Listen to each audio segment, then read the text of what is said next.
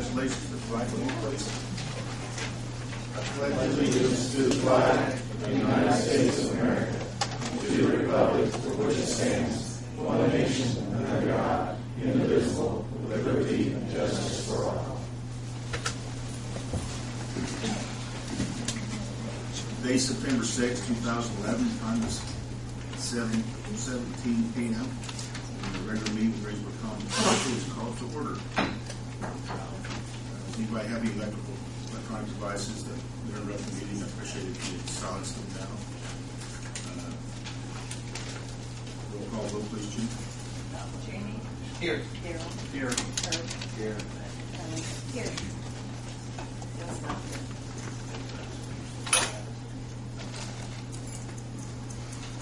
I'd like to remind the council, if you could, it seems like our PA is not working as great as we'd like for it to. You can try to speak into the mic as much as possible. Appreciate it. So trouble can hear. We approve minutes for the August 1st meeting. Are there any addendums or corrections? Hearing none, I take a motion to accept the minutes as presented. So moved. Second. Roll call vote, please, Chief. Jamie? Yes. Herb? Yes. Daryl? Yes. Kelly? Yes. At this time, I would like to open public meeting discussion for the 2012 budget. The meeting is now open. Anyone would like to comment on the proposed 2012 budget that's been advertised? Everyone is welcome to step up. Seeing or hearing no one, entertain a motion to close the meeting. So moved. Roll call vote, please. Daryl? Yes. Herb? Yes. Jamie? Yes. Kelly? Yes. Thank you. 2012 budget. First reading.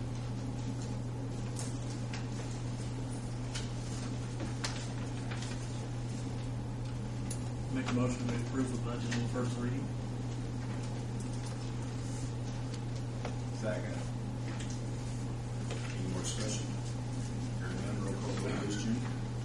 Jamie? Yes. Daryl? Yes. Herb? Yes. Kelly? Yes. Thank you. Next item on the agenda new business is Trevor Cooper for health insurance.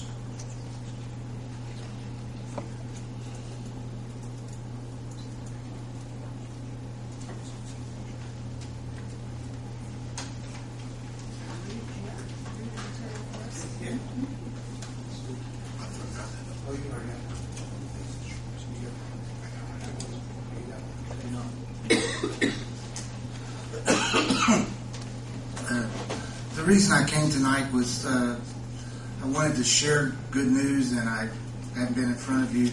Usually only get to come to the council once, twice a year, and I didn't get here before your budget got created, but I wanted to share this information with you. Your claims experience, and now remember, you're partially self-funded, so if these are the claims and this is what they expect them to be, that's 100% of what they expect them to be. Then you reinsure them plus 25%. And the good news is, expected, you're at 89% of expected. So if it stays that way or even goes to 100%, you've saved 25% of what you could have paid.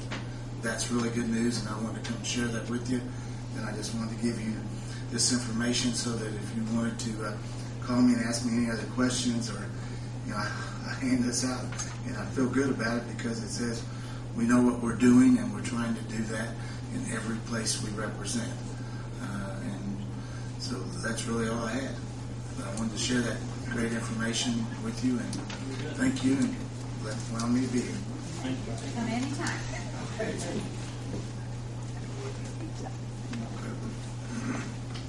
Old business, historic preservation, draft guidelines. Brian Roberts. I'm here on behalf of the Historic Preservation Commission. I think all of you should have in your packets a copy of the guidelines. as was agreed upon passage of the historic district, the City Council asked to see and be able to review a copy of the design guidelines prior to being voted upon by the Historic Preservation Commission. The Commission's been working, taking input on these guidelines, and I guess we probably entertain any sort of questions or concerns.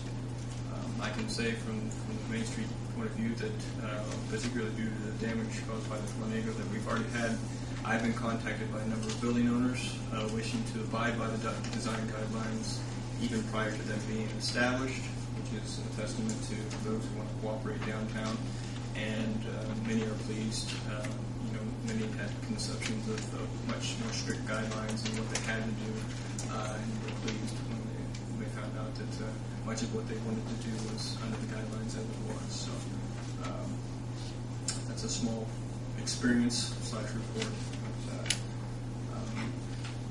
I think they're quite similar to what was projected to be the guidelines. I think there were only maybe a few changes, in the past 4 months, but very few, if any, I think. But, I guess my only thought or comment was, I thought there was comments made about economic feasibility of, if it was a lot, you tried to find ways that they could economically do it in a similar fashion, and maybe, if there's no mention of that. I think it's not directly, because one of the things is that we, I think they address that in there with such phrases as closely as possible examples of these, rather than setting a strict guideline. Also, if we get too much addressing directly the economic or financial status of the building owner, shall we say, that can deteriorate quite quickly as far as I can't afford it. And we don't want to get into an argument such that yes you can, no you can't, yes you can, no you can't kind of situation. So I think with the phrases used in there, we kind of opened it up to start the discussion rather than to kind of address that in particular, if that makes any sense. I think if it's something that you feel needs to be in there, we can revisit that. Well, I don't agree that when I read this, I didn't get that impression. And I just thought that might be something we wanted to consider in here.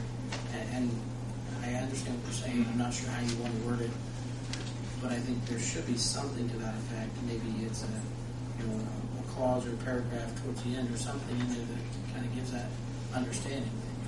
We're not trying to put you under undue hardship to maintain this. Mm-hmm. If there's an extreme, if you're talking a difference, it's a pretty comparable difference, then obviously. If it's an extreme amount, retain the old way, maybe then that's something they have to look at. Yeah. Brian, can I add something? Sure. One of the things I think that there was a lot of discussion about, Jamie, was that as materials change and as technology improves, the materials are rapidly changing, and so I think they wanted to be as vague as possible to keep that door open.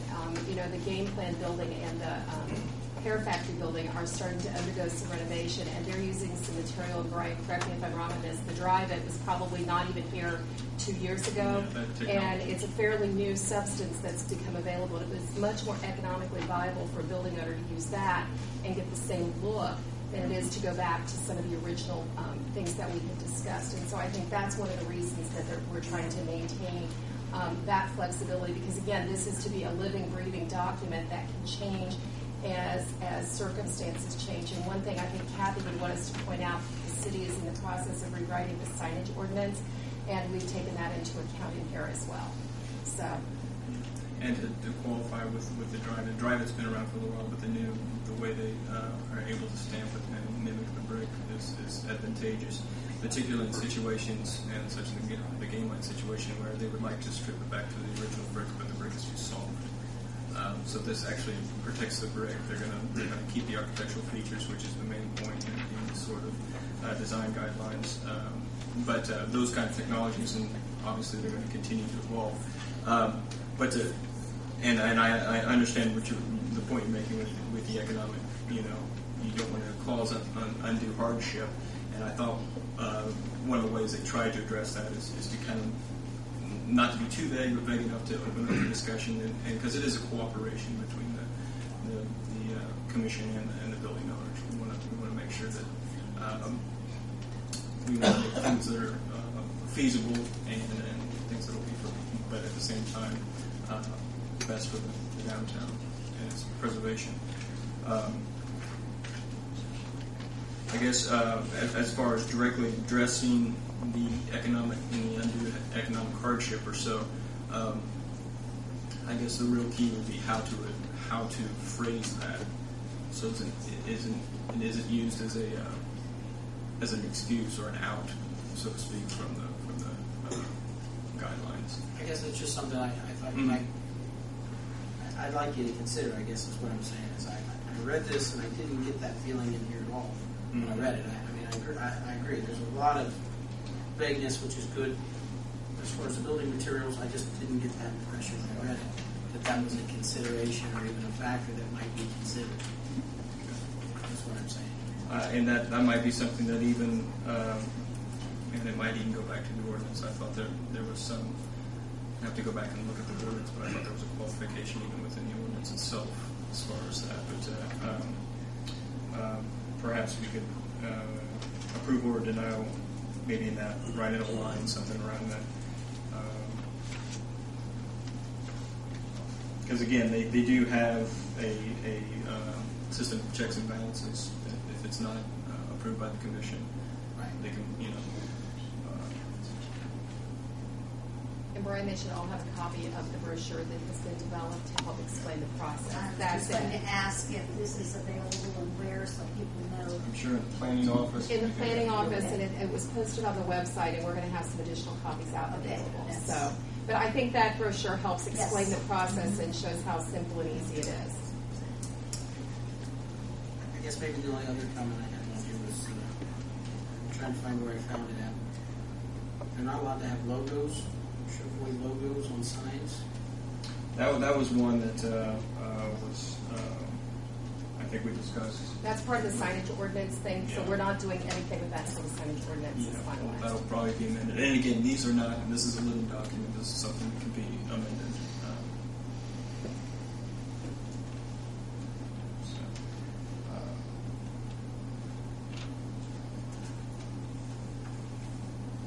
And the council now is time to present your concerns. It can be changed if you have concerns. Yeah. And again, we try to use terminology such as discouraged versus, disallowed or anything like that. To it's discouraged, but it may be acceptable in some situations. Brian, have you had any comments on building city owners on South Franklin? That was restored. Actually, positive comments, just positive, saying that just doing a fantastic job of doing that, and that's actually from the. I was able to take some pictures and send them on to Indian Landmarks, and they were very pleased with how that turned out. I can tell you, in taking people through the Decatur apartments, potential buyers for that building, it's nice to be able to look across the street and see a renovated building versus one with the roof caved in. So I have to say I have to tip my hat to the city. Yeah. So it's been a very positive project there for South Franklin.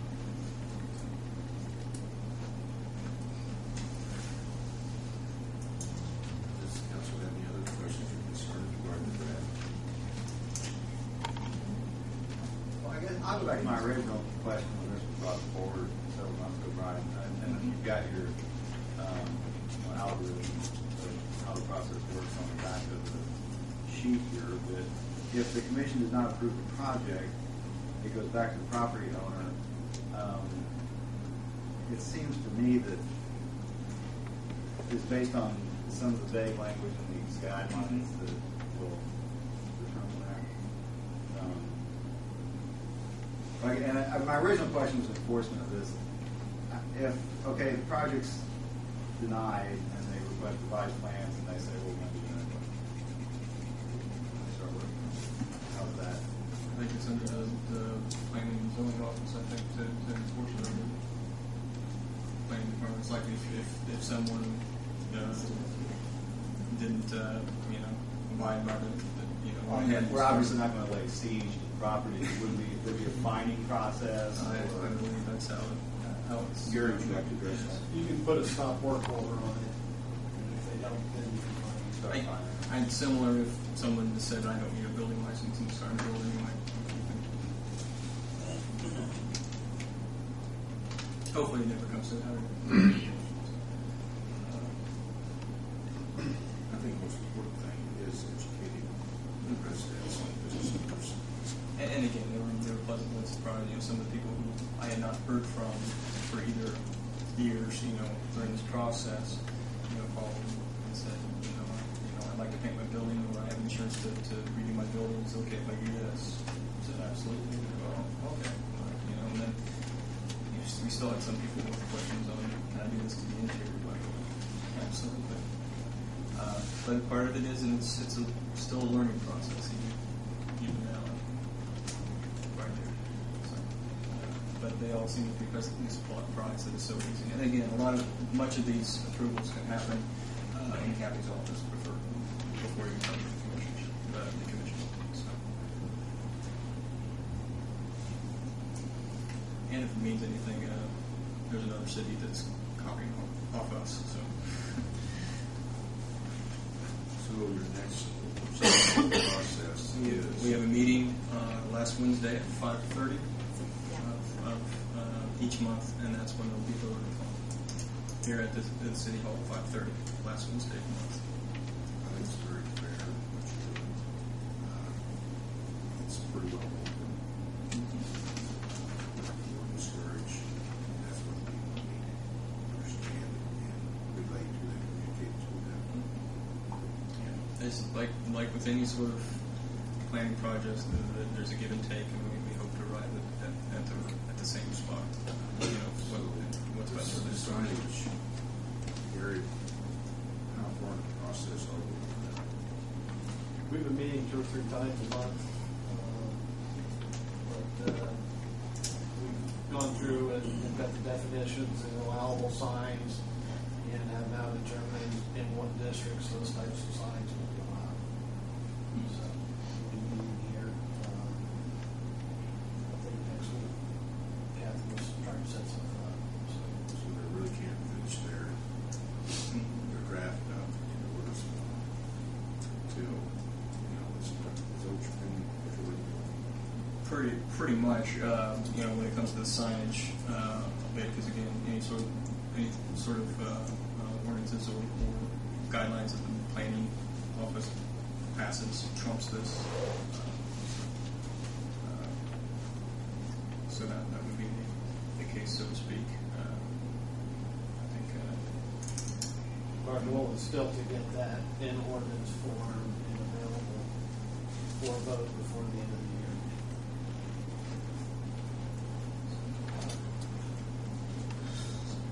Another thing I was going to say, take off the Historic Preservation Act, put on the Main Street Act. When this was first introduced, the Historic District, I had, some of you were here, and I'm not sure if I passed it on to the rest of you too, but there was something called an Economic Development Target Area, to where a building or investor can get a tax abatement on any sort of improvements he or she does to the building, 5, 10 years, depending on what the City Council determines. I think in light of what's happened, May, tornado damage, I can point out certain buildings that are in worse condition than others. We've had some investors look at those buildings and ask about such benefits. So if it would be okay with you guys, I would like to resubmit, that idea.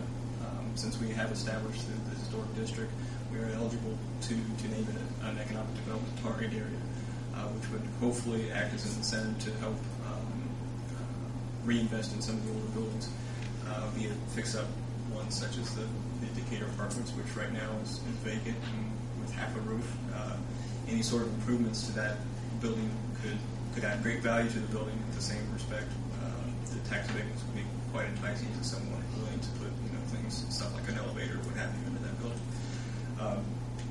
So if it's okay with you guys, I'd like to in between now and the next council meeting, I'd love to just give you guys some of that information to look over and maybe even something to consider down the line.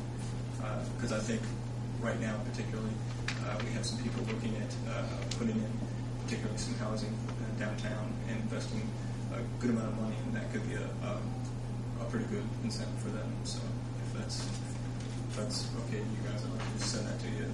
Maybe we can discuss it at the next council or individually, and if you guys have any questions on it. Can you give some more information on the renovation, if possible?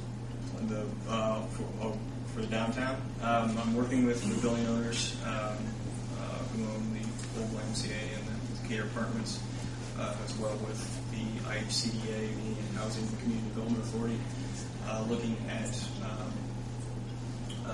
various types of housing, primarily senior housing for some of those buildings. Trying to take advantage of some of the incentives that are out there, such as since it's a historic district, the historic tax credits. They're very.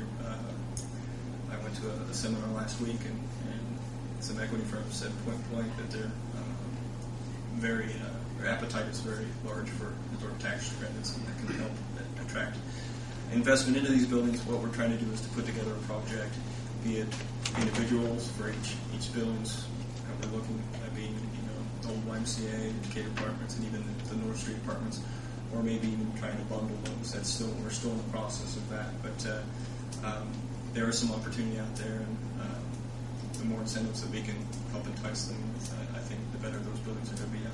So the YMCA planning process is continuing. Yeah, so You still have someone interested in that, and the building's been purchased. The designs have been drawn up. They're through the first phase of through the Indiana Housing and Community Development Authority, and they're working on the second phase of the application. And since then, they've been talking to a couple of the building owners to even try to make a larger project that would greatly benefit downtown. So we're trying to stay on top of it, trying to do the best we can. Any more questions from council? Yeah, regarding the Cater Apartments, my understanding is they're going to take that third floor. No, the top, and again, this is nothing set in stone. This is what's been discussed, and some of this will be affected by historic tax credits, because in order to get those, you have to abide by the state historic preservation. That was the point I was going to make. If you take the third floor off, that would have to be. You won't have, having been in there numerous times, and it's a fun-filled building. I suggest anybody walk through it. I don't see the third floor needing to be ripped off. What needs to be altered is the actual top floor, because in the back part you'll see the top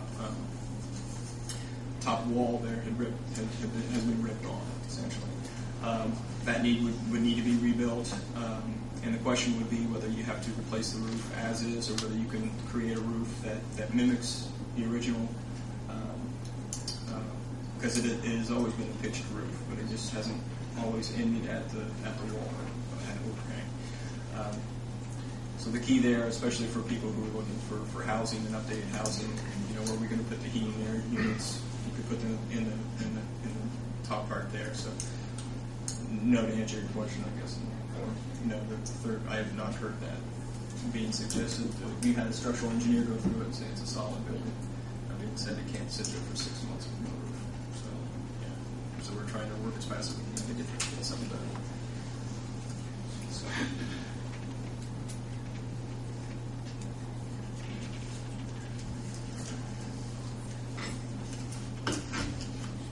Questions for Brian?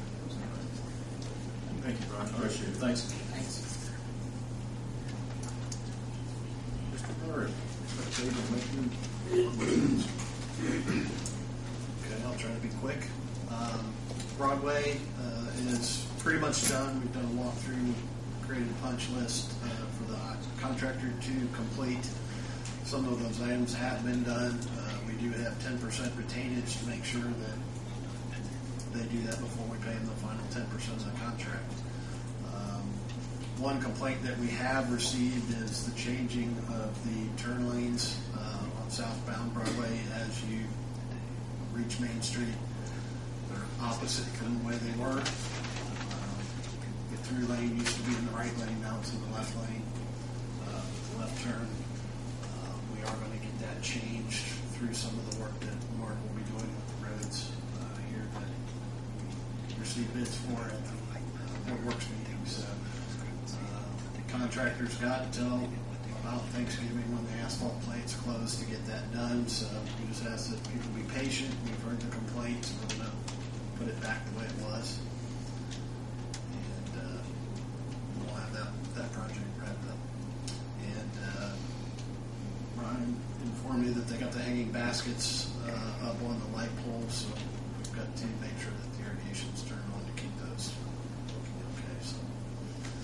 And then Lincoln Street, all payments down, all the sidewalks are done, street lights are all on now. We are trying to get a lot of the utilities. If you look on the east side of the road, south half, a lot of the lines are actually sitting on the mast arms for the lights. We're trying to get those all moved up now, but it was a process where we had to get the old Cobra heads removed first because it would violate an energy zone that Duke requires that those other utilities stay away from. So we're working on getting that done. There's still a little bit of cleanup work, a little work left at the pedestrian nodes in front of the health department and the hospital. A little bit of sod to go down up by Taco Bell. But for the most part, we're at the very ending stages, and there should be no more traffic interruptions as part of it, and all the orange barrels are gone. So it's looking good. You should have all received an invitation to a ribbon cutting 9:30 next Wednesday morning. Was it 9:30? I thought it was. I think it was 10:30. It's 10. I think it's 10 o'clock is what I read. Okay, I'm sorry. Like you said, hospital, right to well. Any more questions for Gary? The stop sign that is at Broadway and Washington Street, is that a prominent stop sign? Yes. I've had people ask because they say they've had to check themselves because they've run into it almost. It's out. It mimics the other one at Franklin and Washington. Okay. If you look. I just had those comments with that one. So. Well, it was hard to see behind the tree there up in the sidewalk, so we've kind of moved it out to the edge of the parking stall so you can see where it is. It's permanent. It's concreted in. It looked like it, but I just want to be sure. So when they ask me, I know it's staying. It's staying. Anything else? Thank you, Jerry. Thank you. Salary ordinances, second reading, 2011-13. Utility salary ordinance, 2011-14. City employee salary ordinance, 2011-15. Elected salary ordinance, second reading. Can you review all those ordinances? Do all of them at once. Yeah, yeah. And due to, we've had one budget meeting and salary and ordinance meeting and so forth. Due to our needing still to cut 200,000 if I'm around plus that we need to cut. And at this time, I would like to ask that we pass on the second reading, and then after council meeting, we can get together and set up times. I know Jamie and Bill have some conflicts when we can get everybody together, but that would be my motion. Second motion. Any further discussion? Hearing none. Jim? Roll call vote. Kurt? Jamie? Yes. Darrell? Yes. Yes. Do we want to propose some dates? Well, I think we can do that after our council meeting. We do the email. We can do it after the council meeting to see, because I know I think you had indicated that you only had between 2.5 weeks, there were only 2 nights that you. Oh, no, I mean, there's a Monday and a Tuesday, but I think Bill's And would need a Thursday, is that what he said? he had 4 different dates that he could meet, but there weren't any that coincide with you, so we'll have to see, and I think instead of taking everybody else's time, we can get together and see what we can come up with. Is there a, the audience? Address Bill and John. Norris, John, here, do it.